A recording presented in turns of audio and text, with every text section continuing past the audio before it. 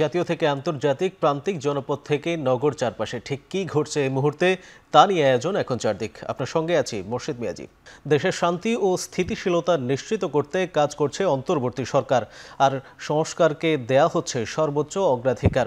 University of কেবাংসান মালয়েশিয়ার সমাবর্তন অনুষ্ঠানে একথা জানান প্রধান উপদেষ্টা ডক্টর মোহাম্মদ ইউনুস।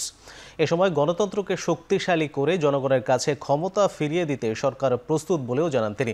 বাংলাদেশের অর্থনীতি গতিশীল করতে মালয়েশিয়ার সহায়তার প্রয়োজনীয়তা উল্লেখ করেন অন্তর্বর্তী সরকার প্রধান। শিক্ষা, গবেষণা ও বাণিজ্যে নিবিড় সহযোগিতার মাধ্যমে টেকসই উন্নয়ন ও সামাজিক উন্নতির ক্ষেত্রে দুই দেশ মডেল হয়ে উঠতে পারে বলে আশা প্রকাশ করেন ডক্টর ইউনুস। এছাড়া কর্মী হবার বদলে তরুণদের উদ্যোক্তা হবার আহ্বান জানান তিনি। এদিকে বুধবার স্থানীয় সময় সকালে প্রধান উপদেষ্টার সঙ্গে বৈঠক করেন মালয়েশিয়ার শিক্ষামন্ত্রী।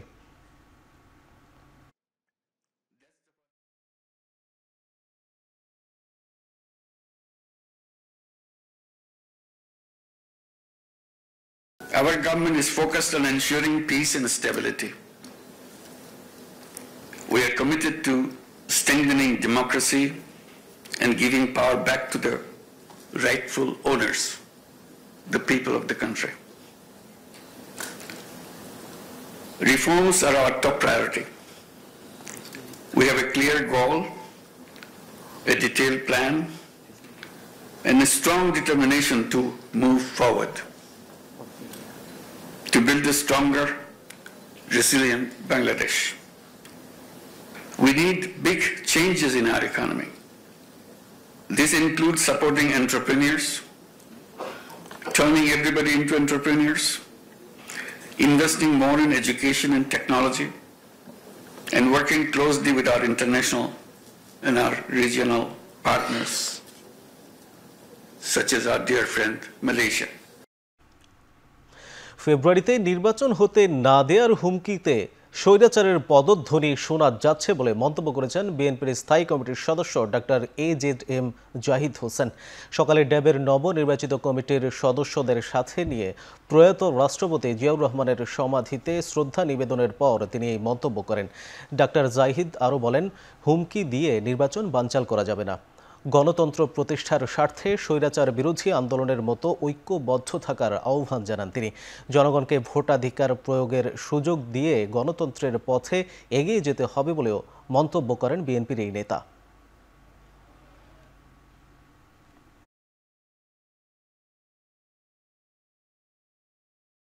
অনেক কথা শুনতে পাই, কেউ কেউ বলেন হুমকি দেন যে আগামী দিন নির্বাচন হতে দেবেন না। মনে হচ্ছে সেই স্বৈরাচারের যে আচরণ ছিল, স্বৈরাচারের যে কথা ছিল, সেই ধরনের কথার পদধ্বনি আমরা শুনতে পাই। সেজন্যই আজকে আমরা আশঙ্কিত হই অনেক সময় যে নির্বাচন নিয়ে ষড়যন্ত্র হচ্ছে। নির্বাচনকে ঘিরে পরিকল্পিতভাবে বিএনপির ভাবমূর্তি নষ্ট করা হচ্ছে বলে অভিযোগ করেছেন দলটির সিনিয়র যুগ্ম মহাসচিব রুহুল কবির রিজভী। গুলশানে বিএনপি চেয়ারপারসনের কার্যালয়ে সংবাদ সম্মেলনে তিনি বলেন, আইনশৃঙ্খলা পরিস্থিতির অবনতির দায় অন্তর্বর্তী সরকারের। এ সময় পুলিশকে আরও কঠোর হওয়ার আহ্বান জানান তিনি। উস্কানিমূলক কথার উপর সায় দিয়ে অনেক লোক এসে একজন মানুষকে হত্যা করে চলে যাবে, এই ঘটনা হতে পারে না। এটা তো সভ্য সমাজের নমুনা হতে পারে না। অন্তর্বর্তীকালীন সরকার এই বিষয়ে কঠোর ব্যবস্থা করতে হবে। সময় সবাই একটা অবাধ সুষ্ঠু নির্বাচন চাচ্ছে, সেই মুহূর্তে এই আনুপাতিক নির্বাচন, এই নির্বাচনটা আমার মনে হয় যে এটা একেবারেই উদ্দেশ্য প্রণোদিত। এর মধ্যে আমার মনে হয় যে অন্তর্গত কোনো স্বচ্ছতা নেই। নির্বাচনে কালো টাকার বিস্তার ঠেকাতে সচেষ্ট আছে অন্তর্বর্তী সরকার, একথা বলছেন অর্থ উপদেষ্টা ডক্টর সালেহ উদ্দিন আহমেদ। সচিবালয়ে পেনশন স্কিমের ইউ পেনশন অ্যাপের উদ্বোধন উপলক্ষে সংবাদ সম্মেলনে তিনি বলেন, সরকার কালো টাকার উৎস বন্ধ করার চেষ্টা করছে, এজন্য রাজনৈতিক দলগুলোকে এগিয়ে আসতে হবে। এ সময় তিনি আরও বলেন, ফেব্রুয়ারিতে একটা ভালো নির্বাচন করতে চায় সরকার। কালো টাকা যেটা, আমরা কালোটা দুইটা জিনিস, একটা হলো উৎসটা আর একটা হলো প্রসেসটা। আমরা চেষ্টা করছি উৎসটা বন্ধ করতে। উৎসটা মোটামুটি কিন্তু এখন ওই লোন যারা নেয়, আগে তো ব্যাংকের মালিক, ইন্ডাস্ট্রির মালিক, টেলিভিশনের মালিক, নিউজ পেপারের মালিক, ফ্ল্যাটের মালিক, সব একজনই। সে ডিসাইড করবে। এখন তো এটা হচ্ছে না, এখন তো একটা মোটামুটি একটু চেক অ্যান্ড ব্যালেন্স কিছু আছে, সেটা কীরকম উই আর ওয়াচিং ইট, যে কালো টাকা যাতে এখন রাজনৈতিক জিনিস, আমি সবসময় বলি অর্থনৈতিক উন্নতি রাজনৈতিক কালচারের সাথে। এখন যদি ওনারা যদি এনকারেজ করে টাকা পয়সা দিয়ে সে করবেন, নমিনেশন দেবেন, ভোট দেবেন, তখন তো আমি তো অর্থ মন্ত্রণালয় থেকে এটা কিছু ডিফিকাল্ট। বিদেশি বিনিয়োগ টানতে শুধু বাজারের স্থিতিশীলতা নয়, আধুনিক প্রযুক্তি, স্বচ্ছতা ও দীর্ঘমেয়াদী নীতির সহায়তা নিশ্চিত করাও জরুরি। বাংলাদেশ এখন এমার্জিং ফ্রন্টিয়ার মার্কেট হিসেবে বিশ্ব বিনিয়োগ মানচিত্রে অবস্থান করছে, যা সঠিক নীতি ও পরিকল্পনার মাধ্যমে একটি শক্তিশালী বিনিয়োগ গন্তব্যে পরিণত হতে পারে।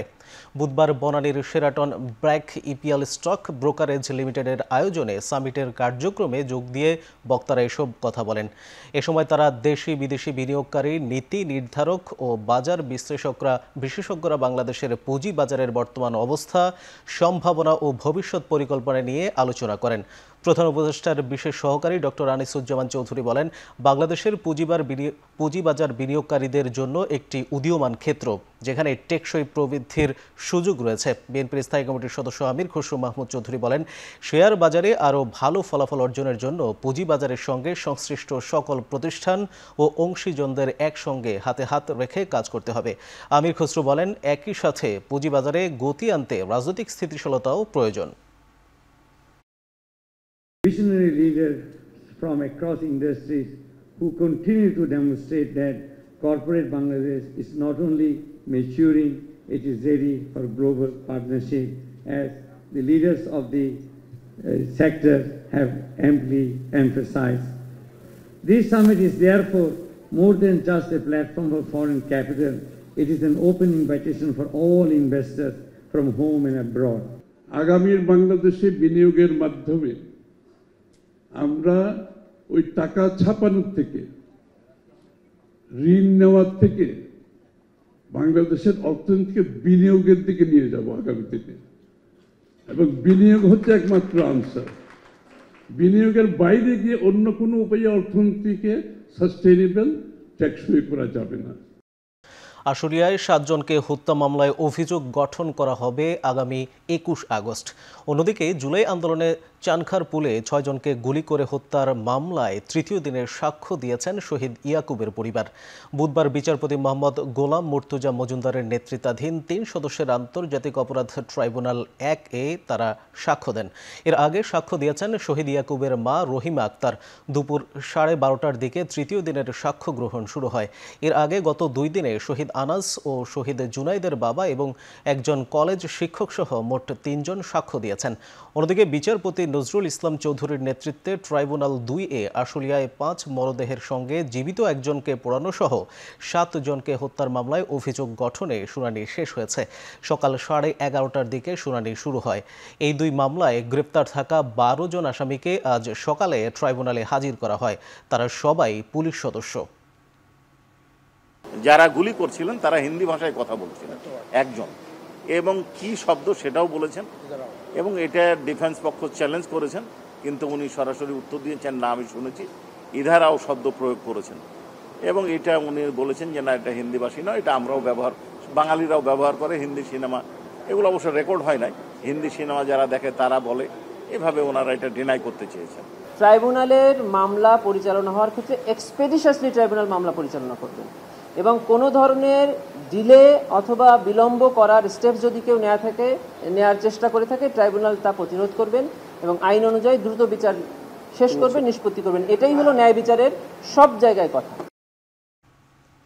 রাজুকের পূর্বাচলে নতুন শহর প্রকল্প প্লট দুর্নীতির 3 মামলায় শেখ হাসিনা, শেখ রেহানা ও টিউলিপ সিদ্দিকী, রেদওয়ান মুজিব সিদ্দিকী, আজমিনা সিদ্দিকী সহ 23 জনের বিরুদ্ধে প্রথম দিনের সাক্ষ্য গ্রহণ শেষ হয়েছে।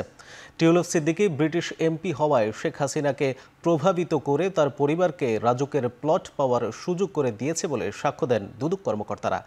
রাজুকের আইন অনুযায়ী ঢাকা ও নারায়ণগঞ্জের কোথাও রাজুকের বরাদ্দ করা প্লট থাকলে দ্বিতীয়বার সেখানে আবেদন করার সুযোগ নেই। সেখানে আবেদন না করেই প্লট নেয় বলে সাক্ষ্য দেন দুদকের 3 কর্মকর্তা সালাউদ্দিন আফনান জান্নাত কেয়া ও SM রাশেদুল হাসান। পৃথক 3 মামলায় শেখ হাসিনা ও শেখ রেহানা পরিবারের 4 সদস্য ছাড়া অন্য আসামিরা হলেন সাবেক গণপূর্ত প্রতিমন্ত্রী শরীফ আহমেদ, জাতীয় গৃহায়ন ও গণপূর্ত মন্ত্রণালয়ের সচিব শহীদুল্লাহ খন্দকার, সিনিয়র সহকারী সচিব পুরবী গুলদার, রাজুকের সাবেক চেয়ারম্যান আনিসুর রহমান মিয়া সহ 18 জন। কিন্তু ব্রিটিশ নাগরিক হওয়া সত্ত্বেও উনি এখানে প্লট কীভাবে পেয়েছেন এই কারণে যে বাংলাদেশের সাবেক প্রধানমন্ত্রীর যে ক্ষমতার ভরকেন্দ্র তার খালা, সেখানে তার বোন টিউলিপ সিদ্দিকী ব্রিটিশ MP, তাকে ব্যবহার করে প্রভাব সৃষ্টি করে ক্ষমতা অপব্যবহার করে পূর্বাচল নতুন শহর এবং ডিপ্লোম্যাটিক জোন ইম্পর্টেন্ট প্লেস, সেখানে একটা 10 কাঠা প্লট প্রাপ্ত হয়েছেন। ড্রোন পরিচালনা শিখতে 15ই আগস্ট চীন সফরে যাবেন 11 বাংলাদেশি। 3 সপ্তাহে চীনের ভিন্ন ভিন্ন শহরে ড্রোন পরিচালনায় নানা প্রশিক্ষণ কর্মশালায় অংশ নেবেন তারা। দুপুরে চীনা দূতাবাসের এক অনুষ্ঠানে এসব তথ্য নিশ্চিত করেছেন সংস্কৃতি উপদেষ্টা মোস্তফা সরওয়ার ফারুকী। তিনি বলেন, চীনের নিউ মিডিয়া বিভাগে পারদর্শিতার কারণেই এমন সিদ্ধান্ত নিয়েছে সংস্কৃতি মন্ত্রণালয়। উপদেষ্টা ফারুকী বলেন, জুলাই স্মৃতি জাদুঘরেও ঠাঁই পাবে নিউ মিডিয়া বিভাগের অনেক প্রদর্শনী। এদিকে ড্রোন শো কেবল সাংস্কৃতিক উপলক্ষ নয়, বরং কৃষি ও প্রযুক্তিতেও এর ব্যবহার নিশ্চিত করতে বাংলাদেশেই ড্রোন উৎপাদনে সহযোগিতা করতে চায় চীন। এমন আগ্রহের কথা জানান চীনের রাষ্ট্রদূত ইয়াং ওয়েন।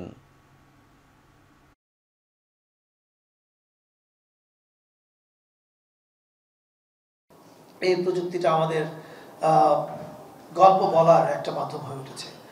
সো ড্রোনের এই ব্যাপারটা যেরকম আমরা মঞ্চে বলছিলাম যে টেকনোলজি এবং আর্টের একটা ফিউশন, এটা সম্ভাবনা কোথায় কোথায় যেতে পারে, সামনে এটা কত দূর যাবে এটা দেখার বিষয়। তবে এখন আমরা এই গত 1-1.5 বছরে যা দেখলাম সারা পৃথিবীতে, এটা ন্যারেটিভ বিল্ডিং এর একটা খুবই বড় জায়গা দখল করছে।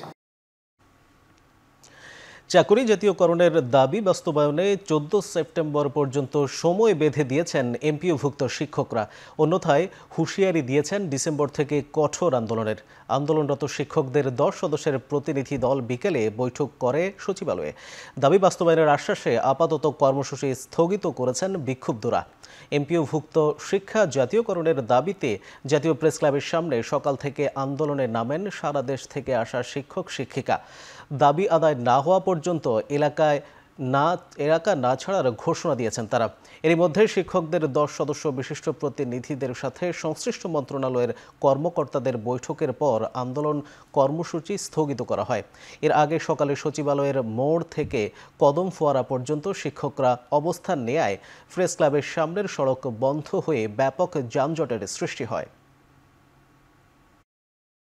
আমাদের বাড়ি ভাড়া পার্সেন্ট আকারে 20% দিতে হবে, আমরা দাবি জানিয়েছি।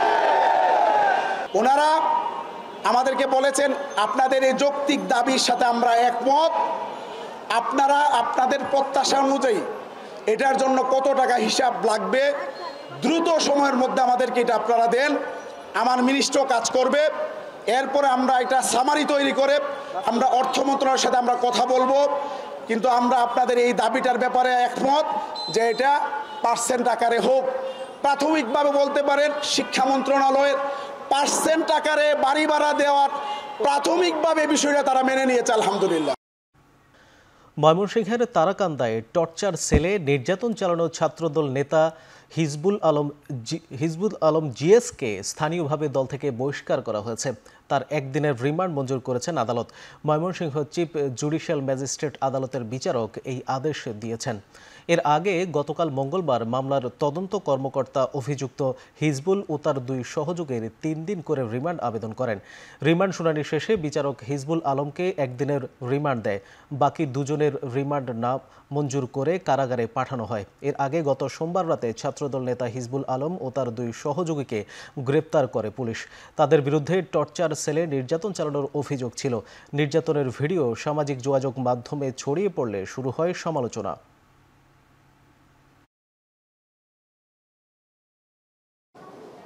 হিজবুল আলম জিএস সহ ঘটনার সাথে সাক্ষ্য প্রমাণের ভিত্তিতে সম্পৃক্ত থাকার অপরাধে তার সহযোগী আরও 2 জন অ্যারেস্ট করে। এই 3 জনকে আজকে আদালতে 3 দিনের রিমান্ডে উপস্থাপন করা হয়েছিল। বিজ্ঞ আদালত শুনানি শেষে আসামি হিজবুল আলম জিএসের 1 দিনের রিমান্ড মঞ্জুর করেন। চাঁদপুরের মতলব উপজেলায় মিজানুর রহমান ওভি নামে এক অটো রিকশা চালককে কুপিয়ে ও গুলি করে হত্যা করেছে দুর্বৃত্তরা।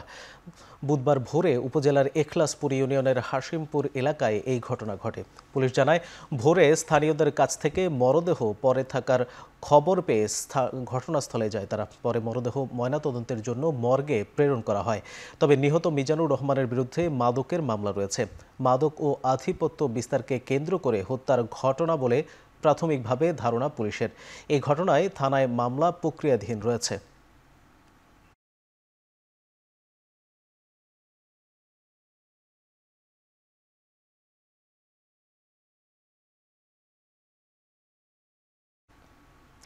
ক্ষমতার পালা বদলের পর বাংলাদেশের মানবাধিকার পরিস্থিতি স্থিতিশীল রয়েছে, তবে কিছু উদ্বেগ রয়ে গেছে। মার্কিন পররাষ্ট্র দপ্তরের মানবাধিকার বিষয়ক সবশেষ প্রতিবেদনে এই তথ্য উঠে এসেছে।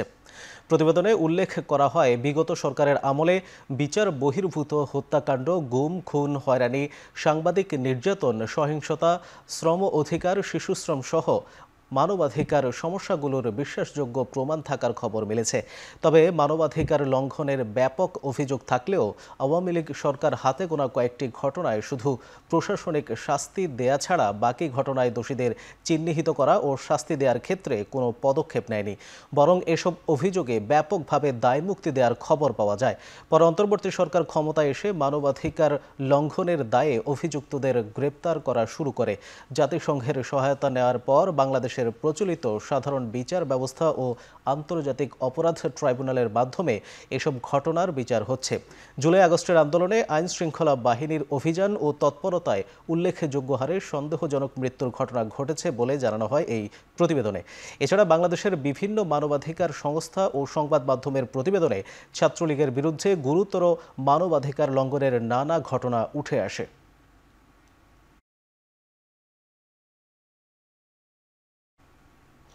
চট্টগ্রাম শহরের সৌন্দর্য রক্ষা এবং জুলাই স্মৃতি সংরক্ষণে নগরের চকবাজার এলাকায় ব্যানার ও পোস্টার অপসারণ কার্যক্রমের উদ্বোধন করেছেন চট্টগ্রাম সিটি কর্পোরেশনের মেয়র ডক্টর শাহাদাত হোসেন। বেলা 11:30টায় কার্যক্রমের উদ্বোধন করেন মেয়র। বলেন, নিয়ম ছাড়াই বিদ্যুতের খুঁটি থেকে শুরু করে সড়ক বিভাজক, সরকারি স্থাপনা, বাসাবাড়ির দেয়াল ও পরিবহন, গণপরিবহন সহ সব জায়গায় ব্যানার ও পোস্টার লাগানো হয়েছে। এতে ঢাকা পড়েছে জুলাই বিপ্লবের সময়ে শিক্ষার্থীদের করা গ্রাফিতি। এছাড়া অনেক স্থানে পোস্টার ছিঁড়ে নোংরা হচ্ছে সড়ক। পাশাপাশি ড্রেনে ব্যানার ও পোস্টার পড়ে আটকে যাচ্ছে পানির প্রবাহ। প্রচারের জন্য নগরের বিভিন্ন মোড়ে ডিজিটাল বিলবোর্ড তৈরি করে দেওয়ার কথাও জানান তিনি। নির্ধারিত স্থান ছাড়া অন্য কোথাও পোস্টার, ব্যানার লাগালে আইনানুগ ব্যবস্থা নেওয়ার কথাও জানান মেয়র ডক্টর শাহাদাত হোসেন।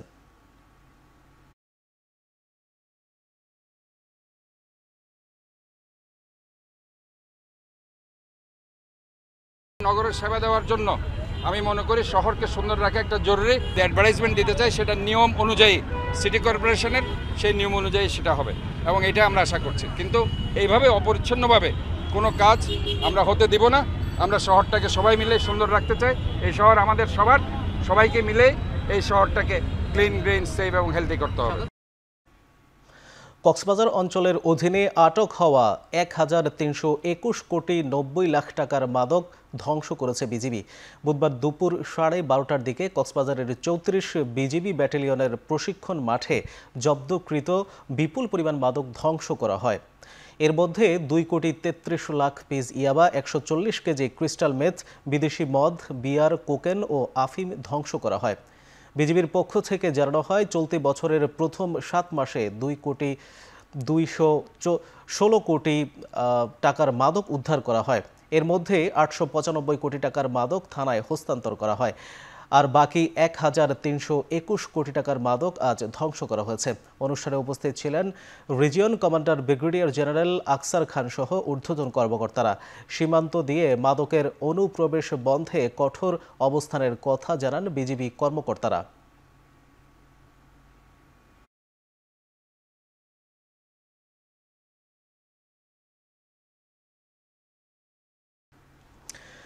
জুলাই ঘোষণা ও জুলাই সনদের আইনগত ভিত্তি প্রদান এবং এর আলোকে আগামী জাতীয় সংসদ নির্বাচন অনুষ্ঠানের দাবিতে বিক্ষোভ সমাবেশ ও মিছিল করবে বাংলাদেশ জামায়াত ইসলামী ঢাকা মহানগর উত্তর ও দক্ষিণ। সেখানকার খবর জানতে যুক্ত হচ্ছেন সহকর্মী ওমর ফারুক। ওমর, বিক্ষোভ মিছিল কখন শুরু হবে?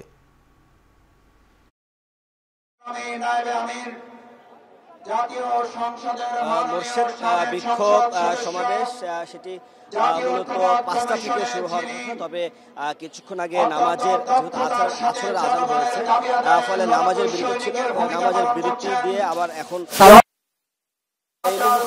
ঢাকা মহানগরী আর যে সকল নেতাকর্মীরা রয়েছে বক্তব্য দিচ্ছেন, তারা বিভিন্ন যে আজকে যে তাদের ভিত্তি প্রদান কথা বলছেন। আমরা দেখতে পাচ্ছি যে এই মুহূর্তে ঢাকা মহানগরের দক্ষিণের যিনি সেক্রেটারি রয়েছেন শফিকুল ইসলাম মাসুদ, তিনি কথা বলছেন। এছাড়াও মঞ্চে ঢাকা মহানগরীর জামাত ইসলামের যে সকল নেতাকর্মী রয়েছেন, ঢাকা মহানগরীর উত্তর এবং দক্ষিণের আমির রয়েছেন, সেক্রেটারিরা রয়েছেন, এছাড়াও অন্যান্য যারা সুরা সদস্য রয়েছেন জামাতে তারা রয়েছেন।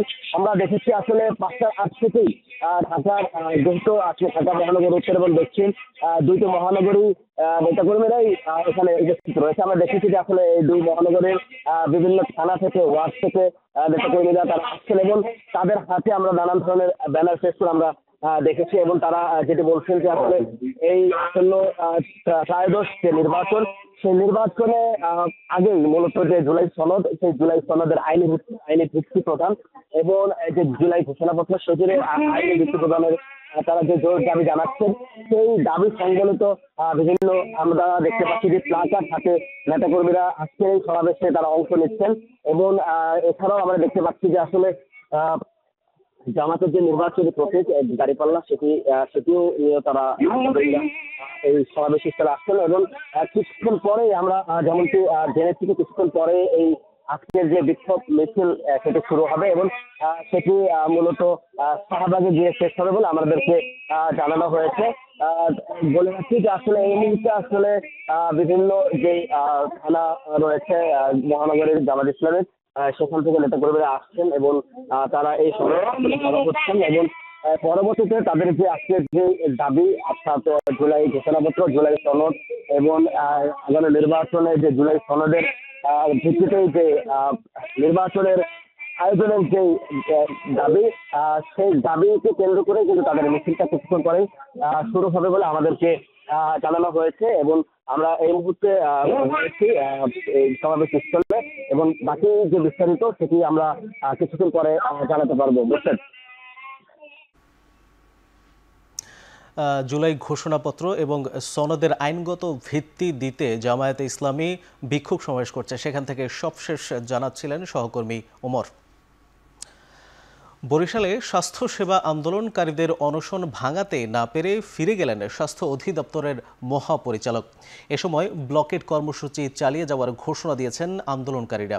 বুধবার বিকেলে 3টার দিকে স্বাস্থ্য অধিদপ্তরের মহাপরিচালক শেরেবাংলা মেডিকেল কলেজ হাসপাতালের গেটে অনশনরত শিক্ষার্থীদের অনশন ভাঙাতে যান। পরে আন্দোলনকারীরা অনশন না ভাঙার কথা জানান। এর আগে দুপুর 1টার দিকে শেরেবাংলা মেডিকেল কলেজের মিলনায়তনে বিভিন্ন রাজনৈতিক দলের নেতৃবৃন্দ, চিকিৎসক ও সুশীল সমাজের ব্যক্তিবর্গ নিয়ে মতবিনিময় করেন স্বাস্থ্য মহাপরিচালক। এদিকে স্বাস্থ্যসেবা আন্দোলনকারীদের ব্লকেট কর্মসূচি চলাকালে হামলার অভিযোগ পাওয়া গেছে। এ সময় আহত হয় 10 জন। বিকেল 4টার দিকে নথুল্লাবাদ বাস টার্মিনাল এলাকায় এই হামলার ঘটনা ঘটে।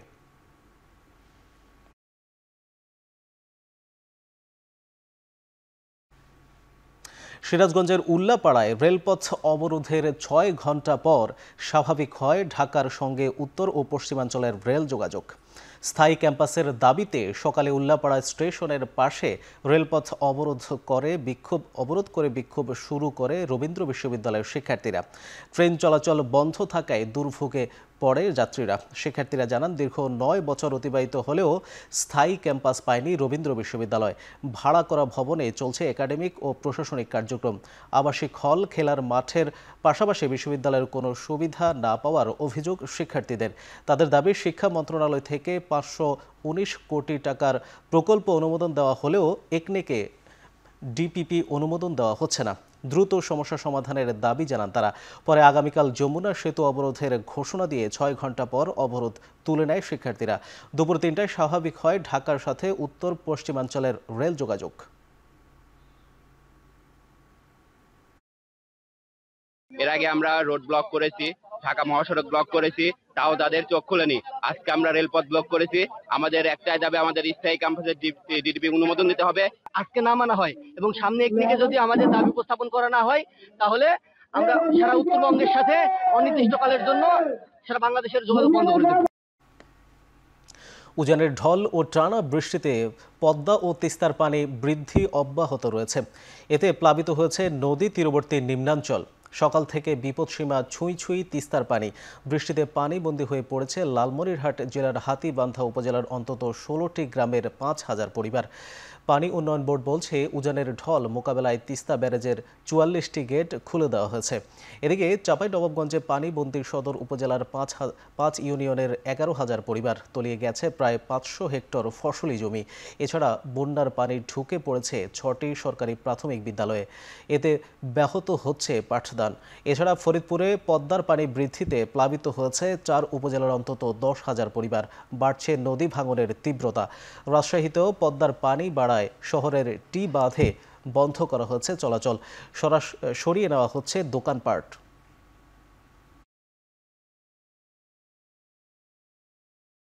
এখানে আমরা দীর্ঘদিন যাবৎ পানিবন্দী আছি, যার কারণে আমাদের বাড়িঘরে চলাফেরা, রাস্তাঘাটে চলাফেরার সমস্যা হচ্ছে। পরিস্থিতি অনেক খারাপ, আমাদের বাড়িঘর সব ডুবে গেছে।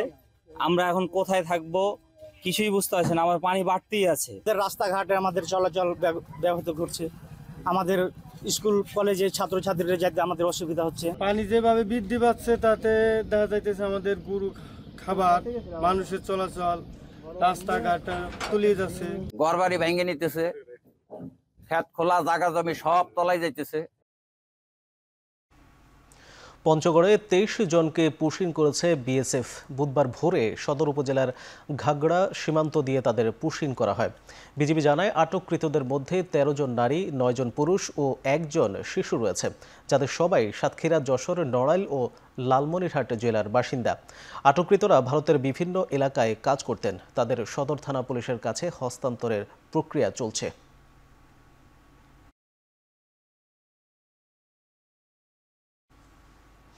জয়পুরহাটের কয়া সীমান্ত দিয়ে একই পরিবারের 5 সদস্যকে বিজিবির কাছে হস্তান্তর করেছে বিএসএফ। বুধবার সকালে 5বিবি উপজেলার কয়া সীমান্তে কোম্পানি কমান্ডার পর্যায়ে পতাকা বৈঠকের মাধ্যমে তাদের বিজিবির কাছে হস্তান্তর করে বিএসএফ। তারা সবাই খুলনার টুটপাড়া এলাকার একই পরিবারের সদস্য। বিজিবি জানায়, অবৈধভাবে ভারতে প্রবেশ করে 2020 সাল থেকে কেরালা রাজ্যের এন্নাকুলাম নামক স্থানে একটি দোকানে দিনমজুরের কাজ করছিলেন মুরাদ। পরে দেশে ফেরার পর মঙ্গলবার সন্ধ্যায় ভারতের বালুপাড়া এলাকা থেকে অবৈধভাবে অনুপ্রবেশের চেষ্টা করলে বিএসএফ মুরাদ মোড়ল, তার স্ত্রী সহ 3 সন্তানকে আটক করে। পরে পতাকা বৈঠকের মাধ্যমে তাদেরকে বিজিবির কাছে হস্তান্তর করা হয়।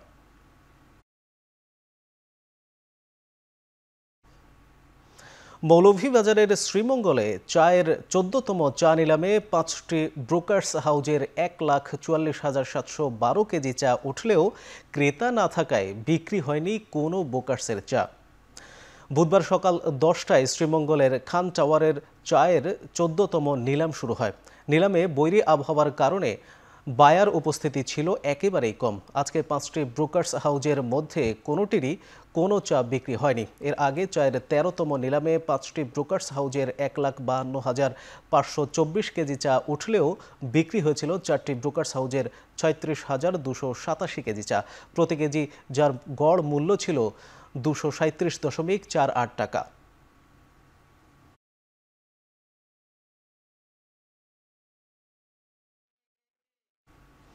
চলে গেলেন স্বাধীনতা পদকপ্রাপ্ত দেশবরেণ্য বুদ্ধিজীবী, প্রাবন্ধিক ও শিক্ষাবিদ অধ্যাপক যতীন সরকার। বুধবার দুপুরে ময়মনসিংহ মেডিকেল কলেজ হাসপাতালে চিকিৎসাধীন অবস্থায় মারা যান তিনি।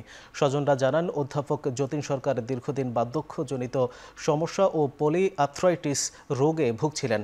গত জুন মাসে নেত্রকোনার নিজ বাড়িতে বারান্দায় পড়ে গিয়ে ডান কাঁধে ফ্র্যাকচার হয় তার এবং এরপর তাকে রাজধানীর একটি হাসপাতালে ভর্তি করা হয়। পরে ৮ আগস্ট তাকে স্থানান্তর করা হয় ময়মনসিংহ মেডিকেল কলেজ হাসপাতালের আইসিইউতে।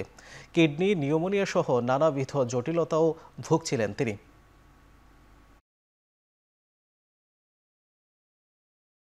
অনেকদিন ধরে আর্থ্রাইটিসে কাবু ছিলেন, কিন্তু তার মস্তিষ্ক সচল ছিল। উনি কাজ করতেন, লেখালেখি করতেন, উনি গণমানুষ নিয়ে ভাবতেন, দেশ নিয়ে ভাবতেন। আমরা তাকে নিয়ে যাব নেত্রকোনায়, বানপ্রস্থ, বাপের খুব ভালো লাগার জায়গা। ওনার শেষ দিনগুলো ওখানেই কাটিয়েছেন উনি। তারপর হয়তো শহীদ মিনারে নিয়ে যাওয়া হবে নেত্রকোনায়, তারপর শেষকৃত্য করবো নেত্রকোনা শ্মশানে। উনি মূলত কিডনির সমস্যা, নিউমোনিয়া এবং নানাবিধ জটিলতায় সরাসরি আইসিইউতে ভর্তি হয়েছিলেন। তো আমরা ওনার জন্য মেডিকেল বোর্ড গঠন করে চিকিৎসা দেওয়া হয়েছে। তো আমরা যথাসাধ্য ওনার জন্য চেষ্টা করেছি। এবার আন্তর্জাতিক প্রসঙ্গ। ভারতের রাজস্থানের দৌসা এলাকায় ট্রাকের সঙ্গে পিকআপ ভ্যানের ধাক্কায় 7 শিশুসহ প্রাণ হারিয়েছেন অন্তত 11 জন। গুরুতর আহত অবস্থায় আরও 8 জনকে হাসপাতালে ভর্তি করা হয়েছে। স্থানীয় সময় বুধবার ভোর 4টার দিকে এই দুর্ঘটনা ঘটে। রাজস্থানের চুরু জেলায় অবস্থিত সালাসার বালাজি মন্দির থেকে 2টি পিকআপ ভ্যানে করে ফিরছিলেন ভক্তরা। এ সময় রাস্তার পাশে দাঁড়িয়ে থাকা ট্রাকের সঙ্গে ধাক্কা খায় একটি পিকআপ ভ্যান। ঘটনাস্থলেই মারা যান বেশ কয়েকজন। প্রাথমিক তদন্তে পুলিশ জানিয়েছে হতাহতরা সবাই উত্তরপ্রদেশের বাসিন্দা ছিলেন। দুর্ঘটনার সময় পিকআপ ভ্যানে কয়েক ডজন যাত্রী ছিল। তাইওয়ানের দক্ষিণ পূর্ব উপকূলে আঘাত হেনেছে টাইফুন পডুল। স্থানীয় সময় বুধবার দুপুরে টাইফুনটি আঘাত হানার সময় বাতাসের গতিবেগ ছিল 191 কিলোমিটার।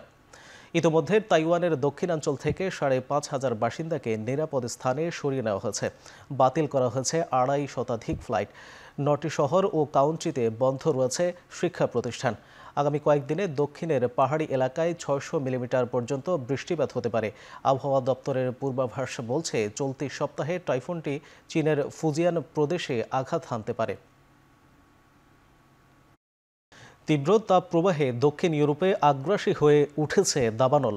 তীব্র গরমে 3 জনের মৃত্যু হয়েছে। স্পেন ও পর্তুগালের তাপমাত্রা ছাড়াতে পারে 44 ডিগ্রি সেলসিয়াস পর্যন্ত। তাপপ্রবাহের কারণে ইউরোপের 12টি অঞ্চলের দাবানল আরও বেশি ছড়িয়ে পড়ছে।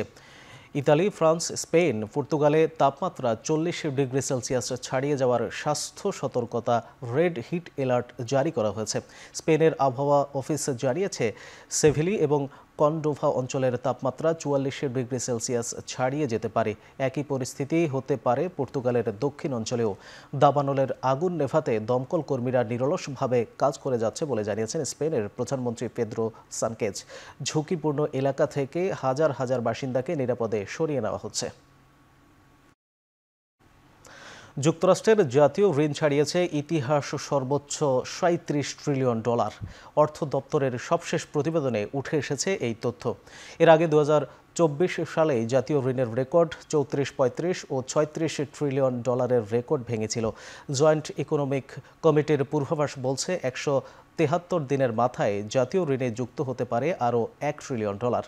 চলতি বছরই রিপাবলিকানদের কর ছাড় ও ব্যয়ের বিলে সই করেন ডোনাল্ড ট্রাম্প। কংগ্রেশনাল বাজেট অফিসের পূর্বাভাস বলছে এর আগে 2030 সাল নাগাদ জাতীয় ঋণে যোগ হতে পারে আরও $4.1 ট্রিলিয়ন। এবার খেলার প্রসঙ্গ। সেপ্টেম্বরে নেপাল সফরের জন্য 6 সদস্য নিয়ে ক্যাম্প শুরু করেছে বাংলাদেশ ফুটবল দল। 24 সদস্যের প্রাথমিক দলে আছেন হামজা চৌধুরী। হামজাকে পেতে তার দল লেস্টারের সাথে এরই মধ্যে যোগাযোগ শুরু করেছে বাফুফে। বিষয়টি নিশ্চিত করেছেন দলের ম্যানেজার আমের খান। 23 জনের স্কোয়াডে আমরা যেটাকে শুরু করছি, আমরা কিন্তু হামজাকেও রেখেছি, যদি কোনো রকম পাওয়া যায় তার ওখান থেকে, সেও জয়েন করার একটাই আছে। সেই হোপ আমরা কোনো ছাড়িনি, সে যেহেতু স্কোপ আছে সেজন্য 24 জনের একটি স্কোয়াড আমরা করেছি, সেখানে হামজাও আছে। অ্যাকচুয়ালি আমাদের যে অফিস থেকে, যে সেক্রেটারিয়েট থেকে যেভাবে তাদের সাথে যোগাযোগ স্থাপন করা হয় সেভাবেই করা হচ্ছে। আর ব্যক্তিগত তো যেভাবে আছে আমাদের সাথে হাই হ্যালো সবার সাথেই সবার রকম কথা হচ্ছে। তারপরও যেহেতু এটা একটা ক্লাবের থেকে আনতে হবে, আমরা ওইভাবে আমাদের সেই রিকোয়ারমেন্টটা তাদের ক্লাবকে দেওয়া হয়েছে। যদি তারা অ্যালাউ করে তাহলে আমরা হয়তো সেই সময় দেখতে পাবো। ঢাকা প্রিমিয়ার লিগে নিজেদের পাওনা অর্থের জন্য বাংলাদেশ ক্রিকেট বোর্ডের দ্বারস্থ হয়েছেন ব্রাদার্স ইউনিয়নের ক্রিকেটাররা। সবশেষ আসরে দলের খেলোয়াড়দের প্রাপ্য অর্থ এখনও পরিশোধ করতে পারেনি ক্লাবটি। এক প্রকার বাধ্য হয়েই বিসিবিতে হাজির হয়েছেন ক্রিকেটাররা। আগামী 17 আগস্ট তারিখে টাকা পরিশোধের ব্যাপারে মিলেছে নতুন আশ্বাস। এর আগেও ব্রাদার্স ইউনিয়নের পারিশ্রমিক ঘিরে ছিল জটিলতা। গেল বছর ও ক্রিকেটাররা পায়নি নির্ধারিত পারিশ্রমিক। এবারও নিজেদের প্রাপ্য অর্থের জন্য ক্রিকেট বোর্ডের দিকে তাকিয়ে থাকতে হচ্ছে ক্রিকেটারদের। মৌসুমের প্রথম বড় ট্রফি উয়েফা সুপার কাপ ফাইনালে চ্যাম্পিয়ন্স লিগ জয়ী প্যারিস সেন্ট জার্মেই এর মুখোমুখি Europa league champion Tottenham Hotspur. FIFA club বিশ্বকাপ ফাইনালে চেলসির বিপক্ষে লাল কার্ড দেখায় মিডফিল্ডার জোয়াও নেভেসকে সুপার কাপের ফাইনালে পাবে না পিএসজি। আগের ফাইনালে উইলিয়ান পাচো এবং লুকাস হার্নান্দেজ সাসপেনশনে থাকলেও ফিরতে পারেন এই ম্যাচে। এছাড়া গোলরক্ষক জিয়ান লুইজি ডোনারুমাকেও এই ম্যাচ থেকে বাদ দিয়েছে ক্লাব কর্তৃপক্ষ। টটেনহ্যামে এসিএল চোটে দল থেকে ছিটকে গেছেন জেমস ম্যাডিসন। ফাইনাল ম্যাচে অনিশ্চিত উদোগিও। এছাড়া গেল সপ্তাহে নিয়মিত অধিনায়ক সন হিয়ং মিন ও ছেড়ে গেছেন ক্লাব। সুপার ক্লাব বিজয়ীরা পাবেন 5 million euro prize money. Runner up দলের জন্য থাকছে 4 মিলিয়ন ইউরো। ইতালির উদিনে শহরে ব্লু এনার্জি স্টেডিয়ামে ম্যাচ শুরু হবে রাত 1টায়। শেষ করছি এখন চারদিক। এখন টেলিভিশন ওয়েবসাইটে দেখতে ভিজিট করুন www.ekon.tv। এছাড়া ফেসবুকে দেখতে ভিজিট করুন facebook.com/tv.ekon এবং ইউটিউবে দেখতে ভিজিট করুন youtube.com/c/ekontv।